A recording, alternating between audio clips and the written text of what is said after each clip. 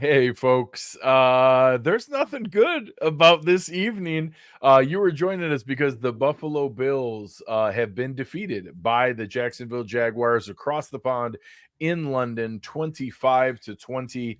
We're going to get into all kinds of different things here, talking through the game itself and the pieces that came up. But obviously, the story of this game is going to be the injuries that took place during the game and all the different factors that led to a really ugly game. I mean, towards the end, the Bills, I guess, technically gave themselves a chance here. There were opportunities throughout the game, but the injuries mounting impact the rest of the season, and the Bills' poor play today impacts everyone's outlook on the day. Aaron, how did it impact your outlook on the day? It's not a great day today, Not a great Greg. day. Not a great day. No, I don't. First of all, everyone knows my disdain. If you've watched the show or follow me on Twitter, my disdain for just football in London in general. This made it worse today. Before we get into the game, I just want to rant real quick about. I put out a tweet about it, just like how lousy today presented for the NFL in general, right? Like the Fox broadcast had the simulcast of Spanish and English on totally unwatchable. Then on the NFL Network, you actually got to hear Rich Eisen, who I love, absolutely love his podcast, love his radio show, love his career. Not probably great play-by-play commentator, very boring broadcast.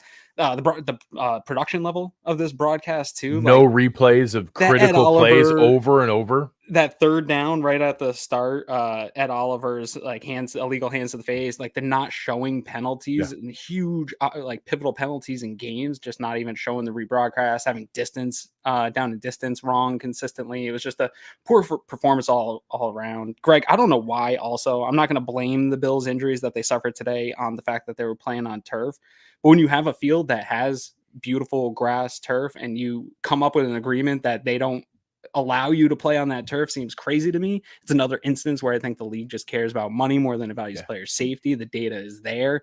The NFL needs to stop playing on these surfaces. I just hate everything about it.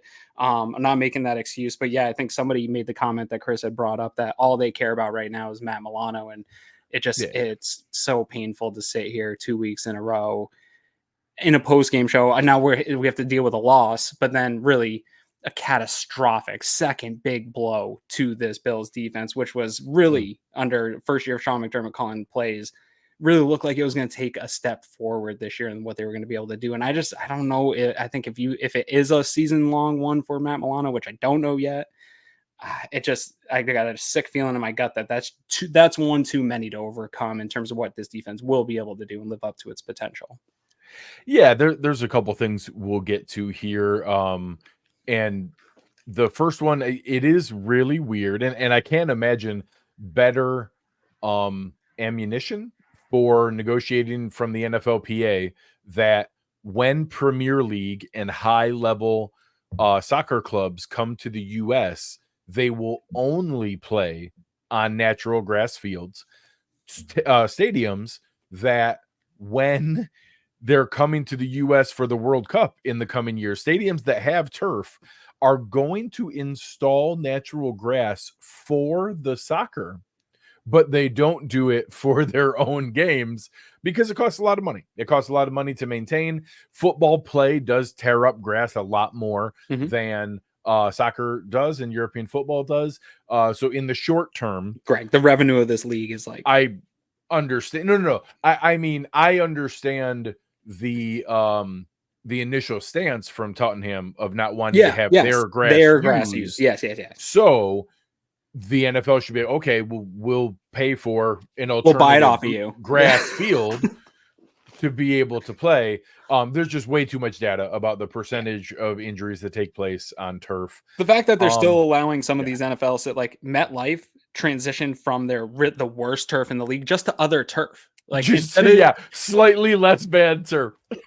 These are supposed to be a really good business plan. It just drives me nuts. We could do a whole show on that. I don't want to go off on that course, but it just, again, proves that they really only care about the growth of the league and the continued growth of revenue and not necessarily about the product of the player safety.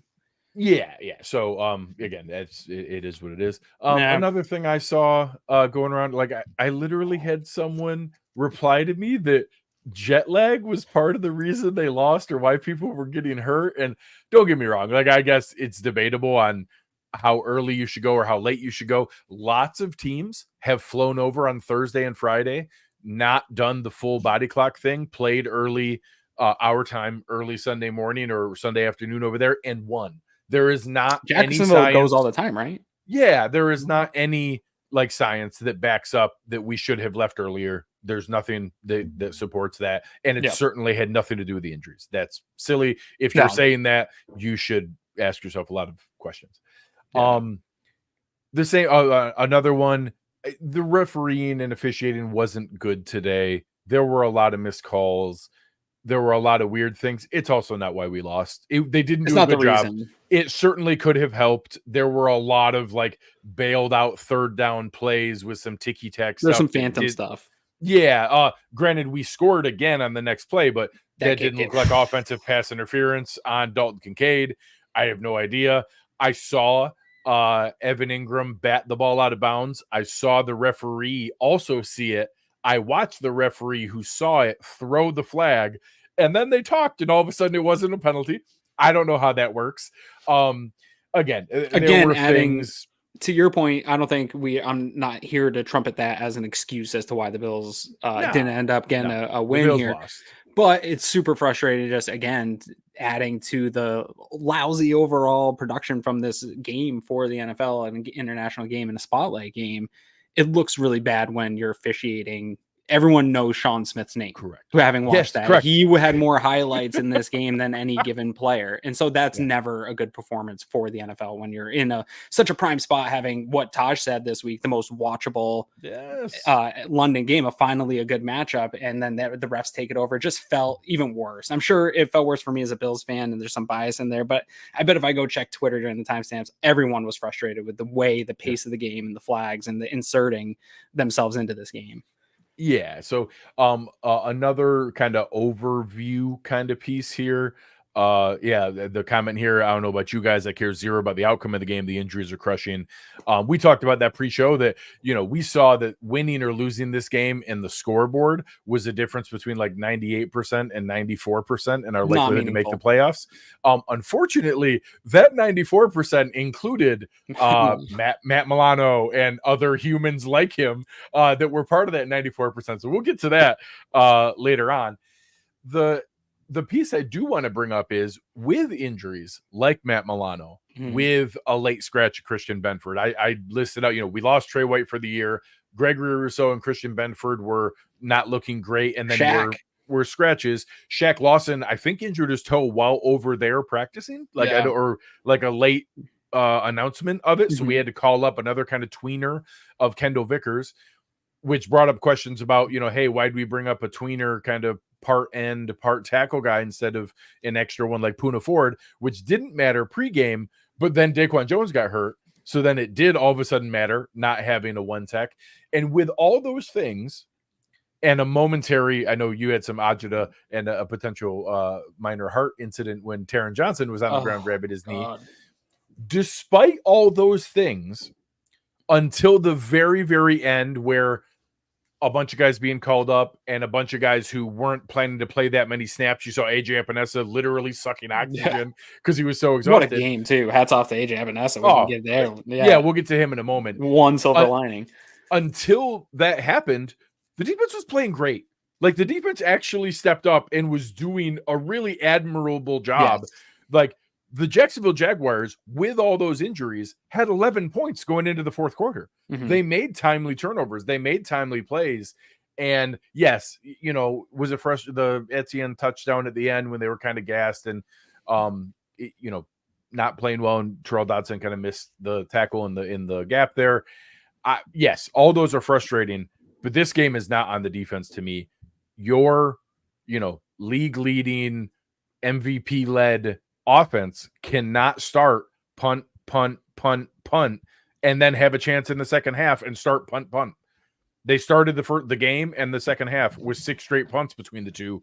It's not doable. Yeah, I think maybe we ought to pull up my sign here and pump the brakes on Josh Allen MVP talk here.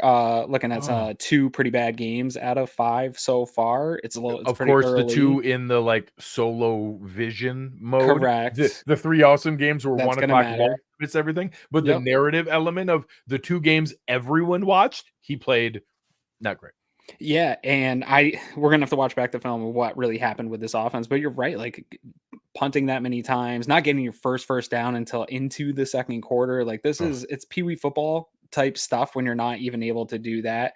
I respect the Jaguars defense. They have some players on their side of the ball, but there's no reason where you shouldn't be able to give your defense a break. To your point, Greg, I think the defense probably performed way better than what the scoreboard is indicating because of how poorly the offense was doing in the 3 and outs and the 4-play drives and not giving these guys a chance. You're reeling. Matt Milano just gets carted out, and then you're coming back out 40 something seconds later, a minute and something seconds later. Like, go look at these drive recaps. I don't even want to go through every single drive like we normally do because I cannot open this one back up like that right now. But it is, Chris said it off air. Just I talk about all the time in those third quarters where the offense isn't doing any favors for the defense, and they just really let the defense down to start this game. They hung them out to dry, but still, to your point, kept this team within striking distance, kept it within the opportunity to get a double dip in the second half there. Like in every opportunity, the offense sort of it wasn't the same type of performance as Josh had against the Jets and the sloppy turn. Like Josh was pretty calm. He was pretty collected.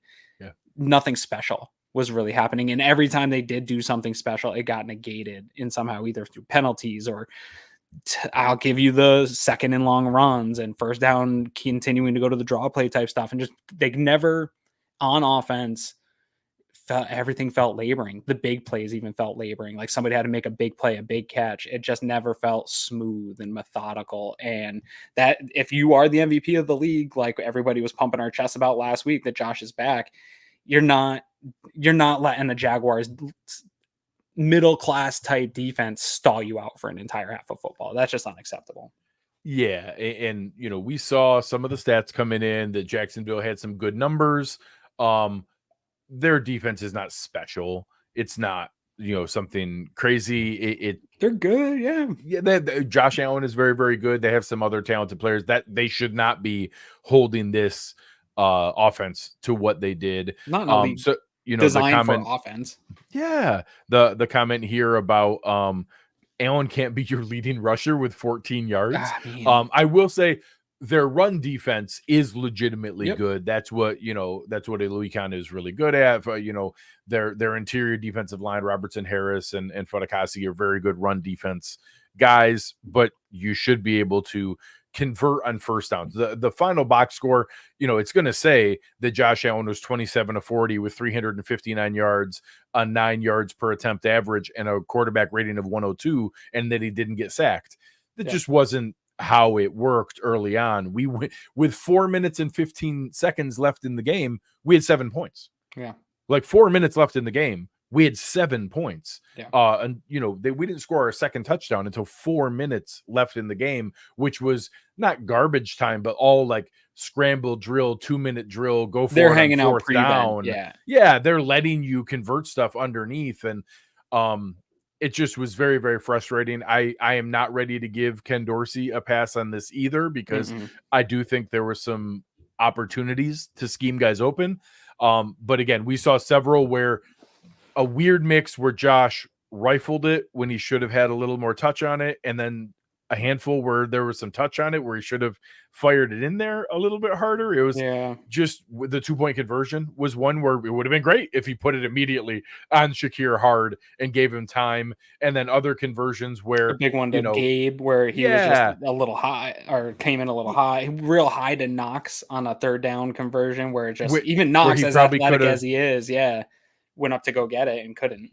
That one to Knox was in that kind of no man's land where it would have been like a 60-yard field goal, but Josh also probably could have run for 5, 6, 7 yards and made it like 4th and 3 or a doable field goal. And again, that's not fair because we celebrate when he does those awesome plays and Dawson Knox comes down with the catch, but he certainly looked covered. It didn't look like he was like available. So I just situationally, I wish he had it in his mind that, hey, if I get 6 or 7 yards, yes, it's 4th and 3 or 4th and 4, but now all of a sudden it's a 53-yard field goal or a 52-yard field goal. And that's much more doable. Like you're not gonna, 60-yard field goals are kind of end of game things, not stuff that you do mid game, but a 52, 53 yarder, we'd run Bass out there for sure. So just some of those plays, again, I'm sure Ken Dorsey deserves a healthy amount of blame. Josh Allen certainly deserves a healthy amount of blame. Gabe Davis played awesome, but it sucks that his second drop of the season came in a critical moment. Yeah. Stefon Diggs was amazing, but it sucks that he lost a 50-50 play. And then the end of the game, that was a called hook and ladder, and he just didn't have timing to James Cook. That's not a thing. That was him making the play he was supposed to make. Yeah. So just all those different pieces of it is really, really tough when this offense was the calling card and you see those injuries on defense. And I was ready to be like, all right, if we get boat raced, it's because we lost, 6 different starters for a moment. To have the defense kind of pull their pants up and a bunch of backups play as well as they did, it was frustrating to have 7 points with 4 minutes to go.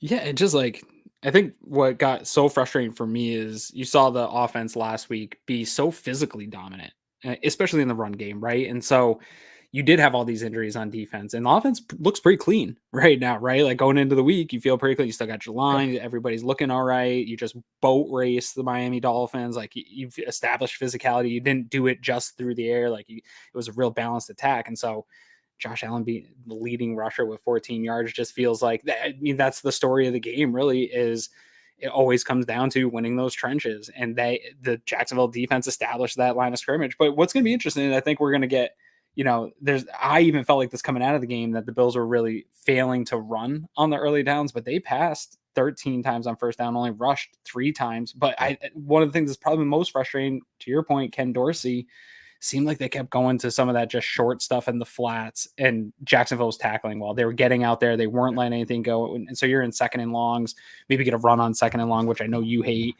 And it just seemed like the offense didn't get out of their rhythm, and Jacksonville knew what the rhythm was and knew they weren't. It wasn't until they started taking those shots, even though Jacksonville was more prevent, did they start moving the ball. And it's like, why didn't you stretch a little more vertical after the third drive ended in a punt, right? Like where is the changing the pace instead of just keep going to the same stuff, shoot second and long into the sun. How many times did they do it today? You keep track? So I didn't get it out because that wasn't the issue today. Like honest to God, there was one that Damian Harris got 6 yards on second and 9. Got him into second. Yeah. But they weren't doing that. The issue was, and you brought it up before, how do you get into second and long situations?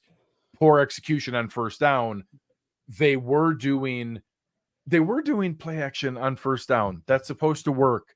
They were getting Josh out into space on first down to be able to throw. I until we see the all 22 and we can see what the hell was happening downfield.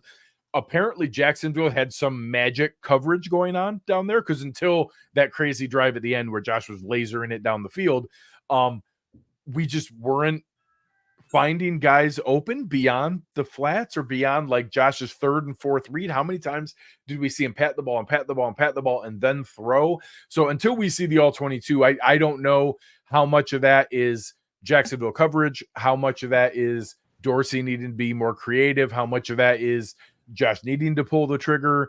I don't know what combination it was, but what we could see on the screen, guys weren't open and you had to check it down. So I'm going to give credit to Jacksonville secondary that I was not incredibly respectful of coming into the game. It certainly seemed like they had a hell of a game, and good on them for pulling that off. Yeah, this is the tough sort of razor's edge that I toe with Josh Allen, right? And this whole experience of yelling at him week 1 for playing recklessly and doing some of that stuff that is so frustrating. But then in this game, Greg, I'm sitting on my couch like, you got to stop taking the checkdowns. You got to, when you are rolling out, like go run and hurdle somebody. Like I needed Josh to be the reckless Josh Allen that everybody's telling him not to be, and take this game over, because nobody else was.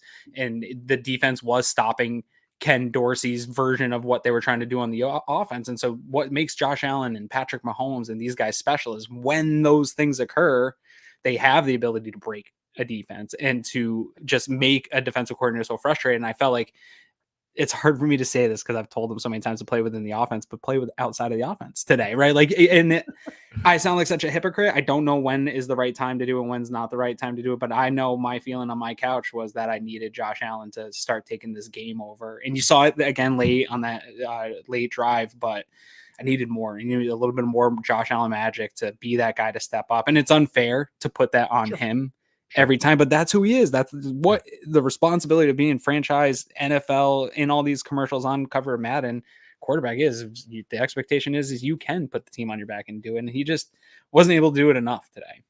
Yeah. And again, when Josh gets all the credit, and he does, he gets a tremendous amount of credit. We have opened up the last 3 games talking our post-game show, talking about how incredibly he has played and how he was the player of the game and how we had to find other people just to be able to, also give credit, but he's clearly the MVP of the game. Well, then in games like this, it's okay to give him a little bit more blame.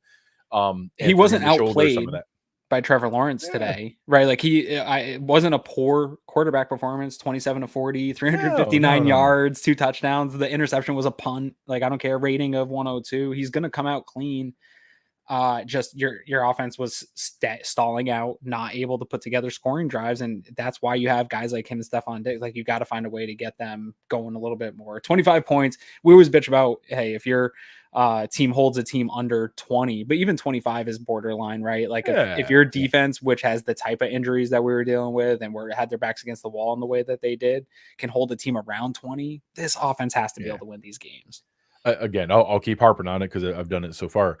You can't score for the second time with 4 minutes to go in the game. There's no scenario where that's acceptable. It's not. There's no scenario where that's acceptable. No. So again, we've been incredibly negative for 21 minutes here. There were a few minor we could do more. There were a few moments here that we think we want to make sure to give some credit to.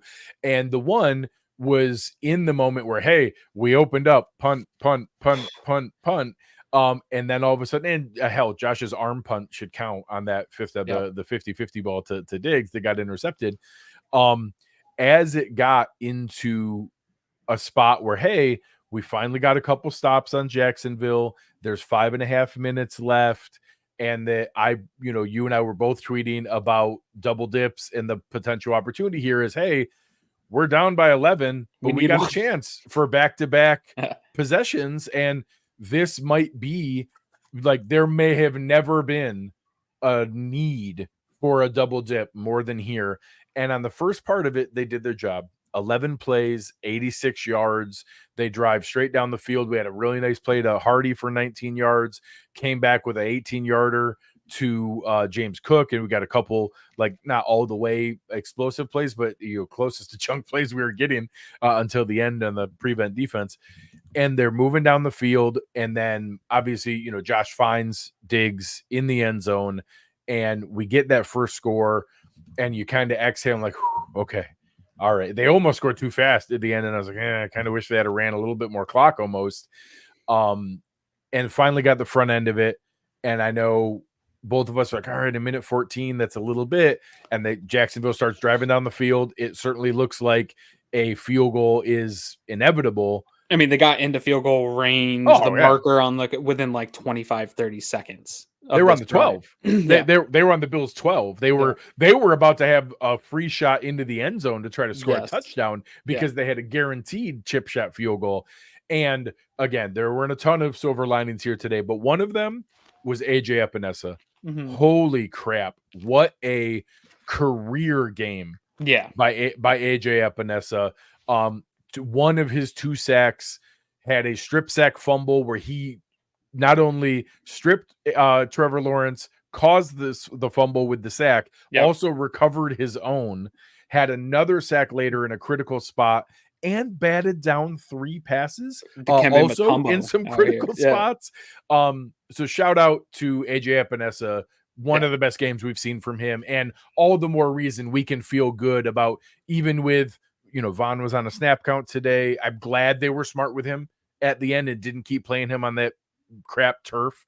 I'm glad that once he hit his snap count limit, they pulled him. AJ Epinesa deserves a shout out. And at that point, the offense gave me a little bit of excitement that, okay, we don't deserve to be in this game, but maybe we could get back into it. Yeah, I have liked AJ. Like I was high on him and in the year last year as a nice depth role player, but he really made a big splash in this game. And it's not so much the drive of the game for me because ultimately, we even talked about like, do we just do a read for West Herr this week because this game is so stinky, and so it's more player of the game for me moment to talk about that. Not only did he step up in big situational parts of this game, but his footprint was all over this game, and the fact that when he was sucking oxygen in my mind, I'm like, get back. Like, we need him back in this game because nobody else on the defensive side of the ball was getting even hands on the ball. You didn't get a takeaway other than some of the stuff that they were able to do with the defensive line. Like the DBs, guys were wide open. Like AJ was the only one. I had tweeted about, I was so heavily focused on the idea that Kaiir Elam was going to get to play in this game and that what a big moment it is. And Sean McDermott had talked about taking advantage of situations when you're able to in the NFL and how important it is to young development and prospects. No, I didn't. I was saying this was a big moment for Kaiir Elam, but what a big moment for AJ Epinesa and his career and the trajectory. Like he just earned himself a huge bump in interest, whether it's going to come from the Bills or another team, and being able to put up this type of film. Somebody said AJ Epinesa to the moon. His agent's feeling that way today and cutting out tape from this performance. I promise. Yeah. One you mentioned last year, super sneaky 6.5 sacks. A lot of Bills fans were ready to dismiss those 6.5 sacks. He looked good last year. Not like today. Today was special. But yeah, I had been saying for a while, fans are going to be annoyed when AJ Epinesa signs for like 3 years, 24 million from Atlanta. Especially if it's New England, but Atlanta or Arizona or whoever. And I just think that there's an opportunity here where we should enjoy him because there's a chance that we may not be able to afford him. And good on Bean, nothing against Boogie Basham, I think but in that there was a choice probably to be made there in how to manage assets, and I wouldn't be surprised if an impact on this team this year. If a slightly higher offer came in for AJ Epinesa, and they may have turned that down slightly. I don't think people were offering way higher, but maybe it was a 5th instead of a 6th. We got a 6th round pick for Boogie Basham. Maybe it was a 5th round pick or a 4th round pick for AJ Epinesa. And they turned those down and ended up trading Boogie Basham. It's certainly looking like the smarter decision now. So far. So again, thank you to our friends at West Herr. They've been awesome to us. They deserve to still have their drive of the game. There was an opportunity here where that could have been the case. So shout out to them. We appreciate them very, very much. We're now done talking about nice things because the Bills come back out in the second half where they had a chance to take the lead, to come right back out. They had a chance that, hey, we didn't deserve to be in this game. We did not deserve to leave, but it doesn't really matter. We had a chance to come back out and do it. And we come out and we get the really cool play to Stefon Diggs. And all right, we got 14 yards. And here was, again, we get into that, the play calling, the execution, whatever it was, what we're checking into on first down. James Cook gets just destroyed on first down, blown up. They're kind of fortunate to even call it at the line of scrimmage. And then we come out, we have an incomplete to Gabe Davis, and then Josh Allen is kind of scrambling around, and we end up going 3 and out again. And I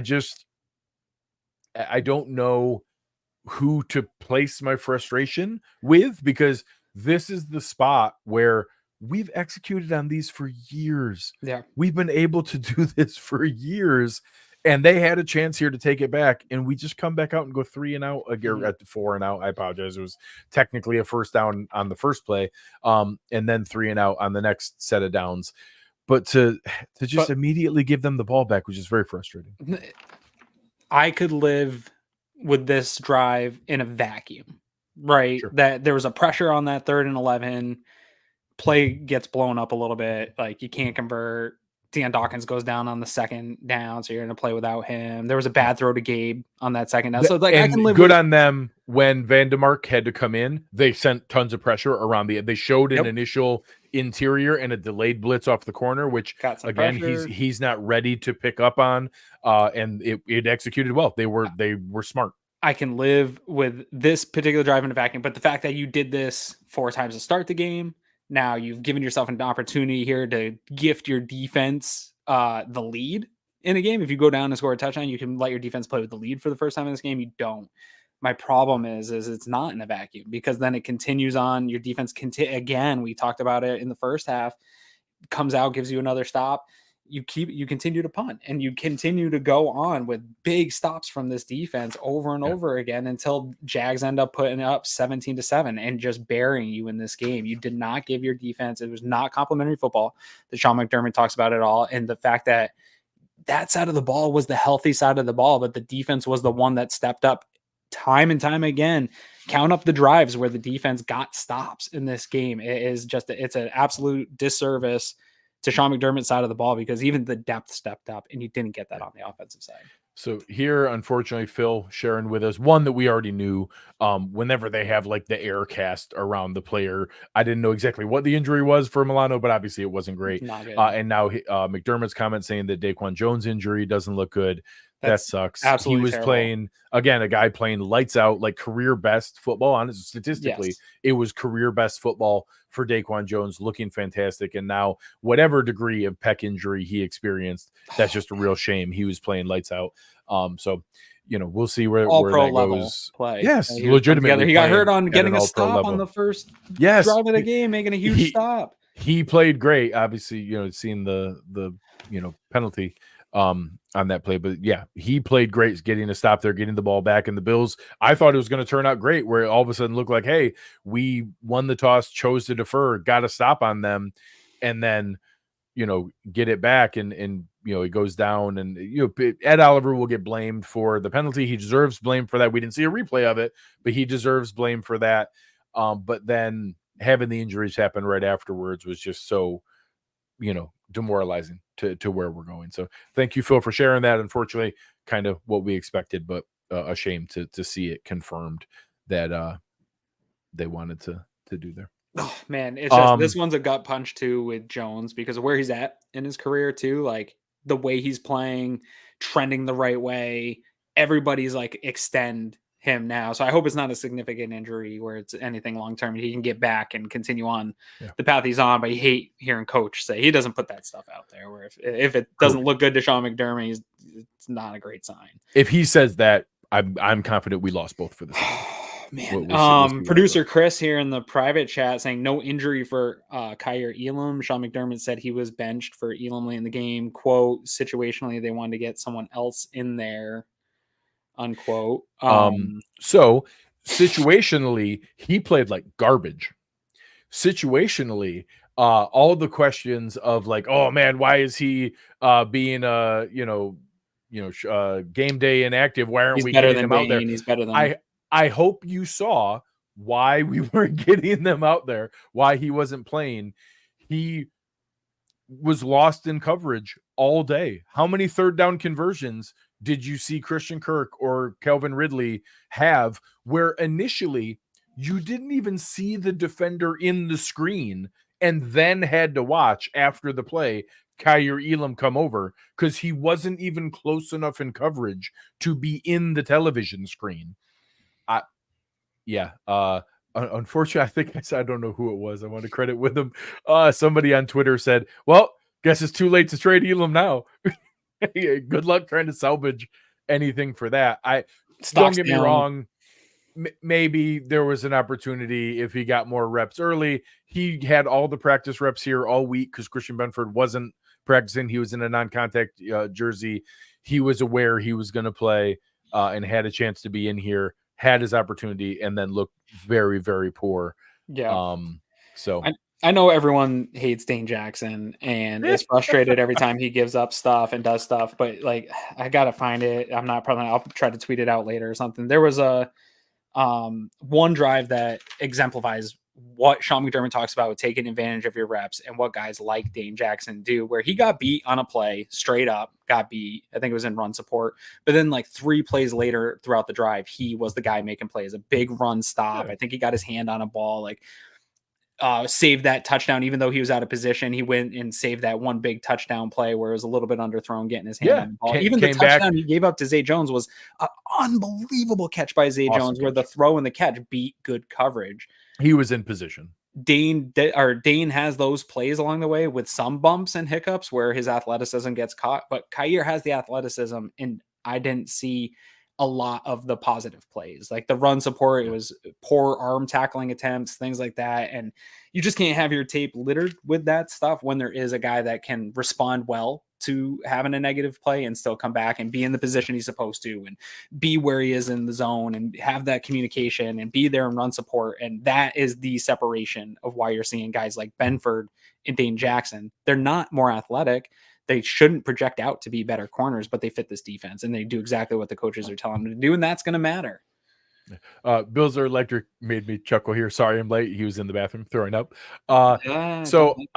A handful of the injury things here. Obviously, we expect to get Christian Benford back. That's going to matter. Dane Jackson is a very high-end DB, 3, and is playable as a starter. Benford and Jackson will be fine, and we'll figure out. I am going to assume that Jamarcus Ingram's going to be our backup outside guy, and that Kyrie Elam literally might go back to being game day inactive with Jamarcus Ingram being active or called up to the 53. We'll see how that goes. That trade scenario becomes more likely now. And so, like, I think they believe in Dane and Benford, but now my faith in the depth at the position took a big hit today. Correct. I was still holding out plenty of hope that Kyrie, this was his opportunity. This was a huge day for him. He had a chance to shut a lot of people up and to be able to come out here and show that it was a bad coaching decision and that he deserved the opportunity to play this entire time. And it was the coaches holding him down. We've heard a lot of rumblings and rumors about how specifically some of the positional coaches have felt about him. And the reason he wasn't playing, and that certainly seems to be the case here today, in that if you can't earn the trust of your position coach, I get why that's not taking place. So it's unfortunate. All of us wanted him to turn into what we were hoping he was. His career is not over. He will have more opportunities in the future. I don't think those opportunities are in the immediate future in Buffalo. I will see where that goes. He may play continued for us. I don't think it's going to be next week. I think he's going to sit down again for a little bit. We've seen guys get benched and it be finally the pivotal turning point, right? Etienne Johnson was benched a couple years ago for Cam Lewis. Correct. Very well to it. Now he's one of the best players on this defense. I don't know that that's the career path for Kyrie Elam right now. I agree. We can hope, but there's a doghouse element to it, I think, by getting benched. So it's not going to be an immediate. He's with the team for now. I don't think they're going to be able to get rid of him. So there's an opportunity still present for him to respond well to this career adversity. But I think he's definitely trending in the wrong direction. And it's something I think you'll see some tryouts. I think you'll see more movement at the depth of cornerback heading into this next week when the Bills get back in town. So that Steve Noble had just asked, does Christian Kirksey come out of retirement? That's a fair question. I get why people would assume that. He isn't a Milano replacement. That's a thing of, hey, and we got to find out. We were talking pre-show. We couldn't see why Dorian Williams was the immediate answer to Matt Milano being out. And then all of a sudden he sat down and Dotson came in and played. I know Williams kind of plays with his hair on fire. He did over pursue. I saw one snap early, but I'm not 100% sure. And that's a lot of that is not just McDermott. That's Bobby Babich. The same way John Butler decides which DBs play. They're very involved in that. Bobby Babich decided and had input to McDermott or made the call himself that they needed to go with Dotson in those spots. And Dotson, we know, is a limited player. He did have a couple of nice run stuff, so we know he's a good run defender. I'm perfectly fine with him as the third linebacker when you have obvious run situations, goal line situations, things like that. But we also saw several of those conversions were when he was lost in space and wasn't able to keep up. He is not a coverage linebacker. So I don't believe Christian Kirksey is going to help in that scenario. We're going to need Dorian Williams to figure it out really fast, or AJ I don't know that AJ Klein is very different than is any different than Christian Kirksey. I don't know. That's a spot I'm very concerned with that we do not have an answer for. Maybe the answer is thick dime. Shit, maybe it's Taylor Rapp. Maybe we got here in a really horrible way. Oh my god, I don't even because know. Like I didn't think it would be like a lot, but the way that Terrell Bernard has started the season, I think pumped the brakes on the idea of rolling that out more, right? Because you weren't losing the athleticism and coverage. We wanted Terrell Bernard on the field all the time. Yes, but that was because he was playing next to Matt Milano. Yeah. So now it becomes at the drop off in athleticism. Obviously, Dorian Williams gives you a bump in athleticism. I think keeps you at least at the baseline Milano had in terms of athletic ability, but the processing's not there. You're going to lose that processing. We know what, if you've watched anything by Eric and Ant, you know what processing speed can do for veteran players. It can give them speed in the game, and for younger players, it can kind of take a step away, even if you've got it athletically. Yeah, we'll see where that goes. I'm not ready to say that Taylor Rapp is the new Bills linebacker, but I won't lie. I don't know that it's a 0% chance. I think there's a non-zero chance that he is part of that answer, and maybe some of that platoon stuff we talked about in the preseason of Terrell Dodson plus Taylor Rapp or some other combination is feasible. We'll see where that goes. Another injury spot, obviously today in hindsight, we certainly should have had Poona Ford active instead of Kendall Vickers. Kendall Vickers was in for Shaq Lawson. Yeah. Kendall Vickers is not a one-tech defensive tackle. He's built very similar to Shaq Lawson, so I get why he was in. But immediately when Daquan Jones went out, that was painful. That's a slight silver lining of having quality depth. Poona Ford is a good one-tech. He's not Daquan Jones. He's not that same level, but he is a good one-tech. He's better than anybody else on our roster at one-tech. He will step in and be functional. I actually think he might weirdly go from game day inactive to starter, which is weird. But I actually think that might be the case because I think that Phillips and Settle are better in those rotational mixed roles where they can do both things. But we'll see. Maybe it'll be Tim Settle. Maybe it'll be Poona Ford, but we'll see him active going forward. Again, they're not Daquan Jones, but that won't be as big of an issue as what linebacker is, the same way that cornerback will be okay if it's Dane Jackson and Christian Benford.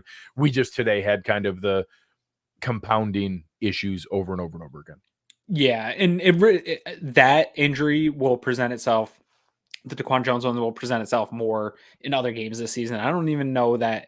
I thought the defensive line performed pretty well today overall, especially in the run game. That one leaked out at the end, but I don't know. That was a pretty weak arm tackle attempt by Jamarcus Ingram there. Some of the linemen got washed, but I like this rotation to your point and we talked about it, like people were questioning me and tagging you in, why is Poona Ford remaining inactive every week? And it's like, well, these other guys are also playing well. There's good depth at this position. This is a good problem to have where supposedly in our eyes, there's probably 3 or 4 guys almost every single week that could gain real rotational starting reps on other teams that are on our inactive list.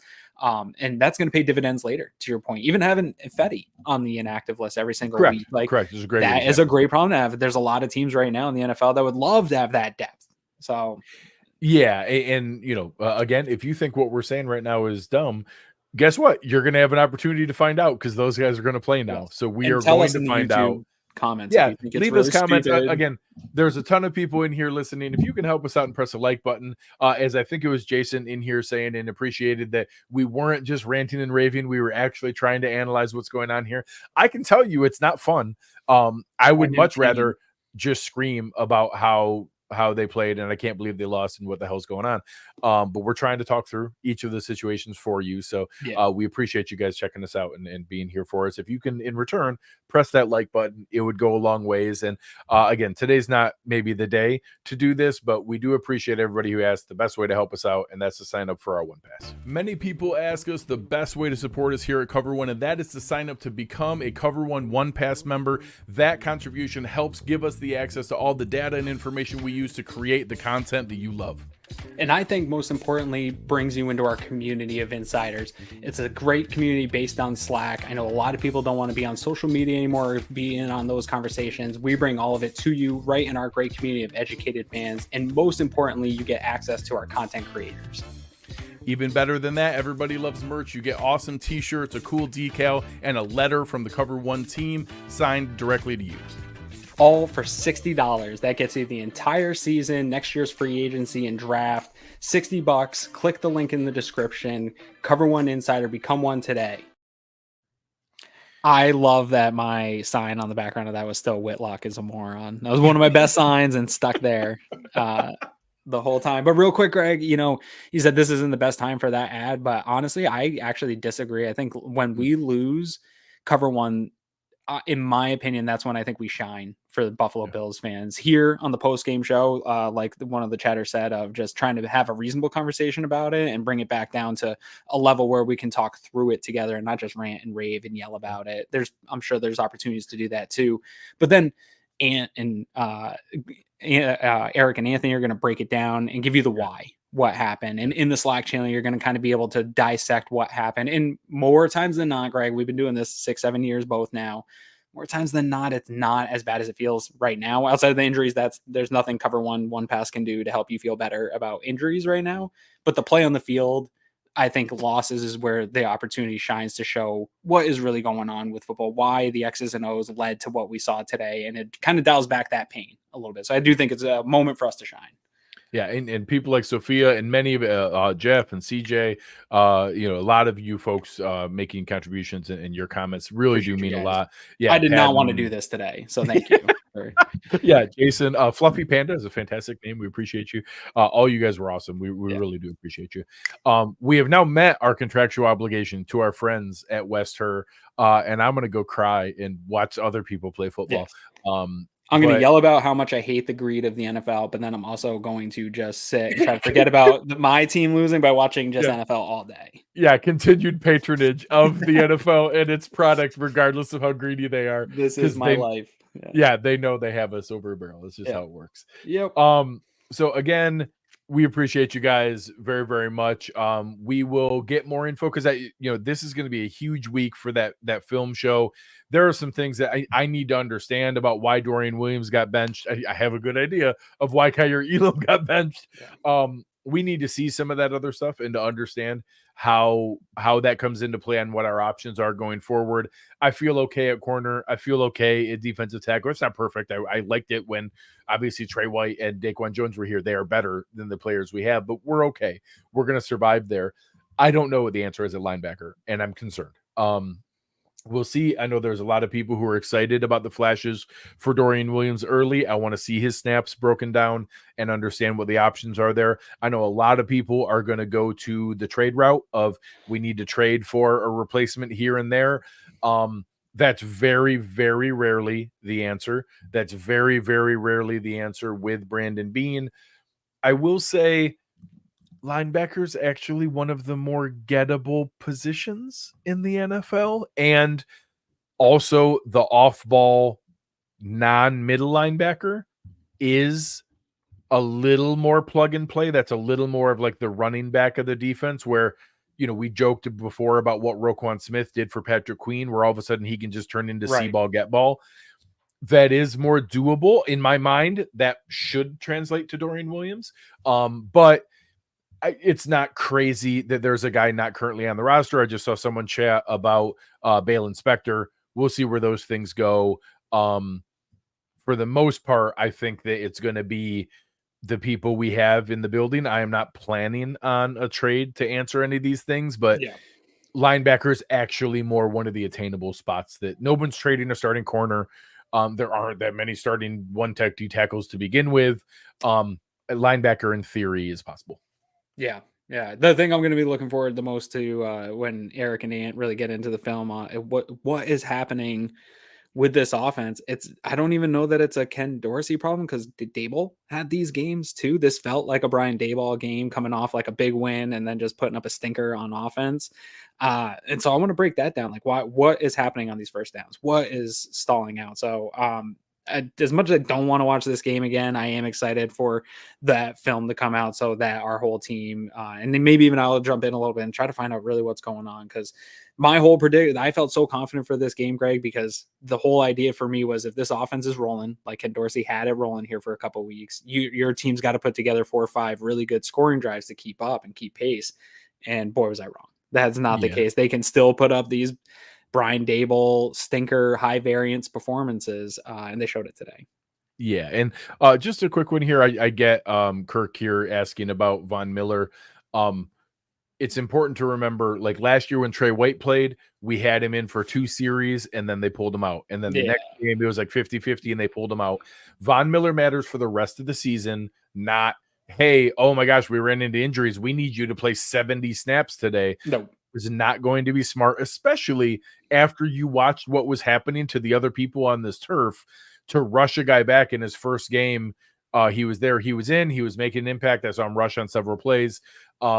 They did the smart thing in not rushing him there. So, yeah, in the moment, I would love to be able to see that, but it was our there. buddy this morning, Greg Vorse, our friend, tweeted out like Von Time with I think it was the news of Shaq Lawson not going to be able to play in this game. And my whole thing was like, still no, not that I didn't think he would play or anything, but nothing that happened in injuries or anything for me changed the plan that you had in place for Von Miller, whether it was him playing the limited amount of snaps today or him not playing at all. If they would have said he's a game day inactive, even with everything, like nothing, no other variable changes. Von Miller's in a bubble right now with whatever the plan was, and you stick to the plan because I need him in January, February. So, again, I strongly encourage the film room this week. It's going to be a really important show to understand some of what happened. We are going to need some answers because all of a sudden we're going to have 2 or 3 guys who are not getting a ton of snaps before all of a sudden playing.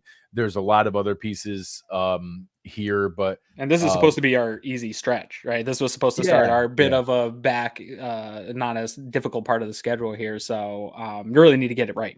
Yes, they need to get this figured out quickly. Because of that, we will be back here for you with one of our favorites on Wednesday night, being able to break down the Giants game coming up. So the Bills are going to travel back into town, Dable, get themselves ready. We got a Dable versus Dorsey. It could be the greatest offensive explosion we've ever seen, or it could be like 9-6. Yeah, correct. So Nick Filato that we've had on before, awesome Giants coverage. He'll be joining us here to be able to give us a little bit of the breakdown of what's going on. I think you can probably go watch Giants Dolphins right now to get a feel for next week. So we'll see where those things go, but we appreciate it. There's a ton of you guys in here. If you haven't had a chance yet, please press that like button on your way out. Let us know that you appreciate us taking the time to try to be analytical and be reasonable here after a really, really tough loss. It sucks. We certainly understand that, but we appreciate you guys sitting here with us. Yeah, huge shout out to our awesome producer Chris, being able to filter through all these comments here and trying to keep you guys under control. But we appreciate it. On behalf of Chris Kepner and Aaron Quinn, I am Greg Tompsett. You've been listening to Cover One Buffalo.